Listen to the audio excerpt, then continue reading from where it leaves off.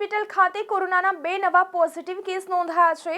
Case નોંધાતાની સાથે જ આરોગ્ય તંત્ર એલર્ટ મોડમાં આવી ગયું છે। આ બંને કેસમાંથી એક હિંમતનગરના મહાવીરનગર વિસ્તારનો છે, જ્યારે બીજો કેસ જીએમએસ મેડિકલ કોલેજના એક ડોક્ટરનો છે। રાહતની વાત એ છે કે આ બંને દર્દીઓને હાલ હોમ આઇસોલેટ કરવામાં આવ્યા છે અને તેમની તબિયત સ્થિર હોવાનું જાણવા મળ્યું છે। આરોગ્ય વિભાગ દ્વારા તાત્કાલિક તેમના સંપર્કમાં આવેલા લોકોની ટ્રેસિંગ અને ટેસ્ટિંગની કામગીરી પણ શરૂ કરી દેવામાં આવી છે।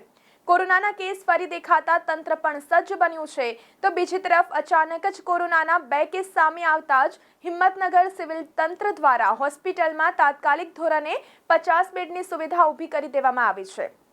2 પોઝિટિવ કેસ સામે આવતાની સાથે જ સાબરકાંઠાનું આરોગ્ય તંત્ર પણ દોડતું થયું છે। સંક્રમણ વધુ ન ફેલાય તે માટે તમામ પ્રયાસો કરવામાં આવી રહ્યા છે। જાહેર જનતાને પણ કોવિડ ગાઈડલાઇન્સનું પાલન કરવા અને સાવચેતી રાખવા માટે અપીલ કરવામાં આવી છે। અત્યારે 50 બેડની કોરોના માટેની વ્યવસ્થા કરવામાં આવી છે તંત્ર દ્વારા, અને નીચે ગ્રાઉન્ડ ફ્લોર પર એની ઓપીડી વિભાગ પણ ચાલુ કરવામાં આવેલો છે।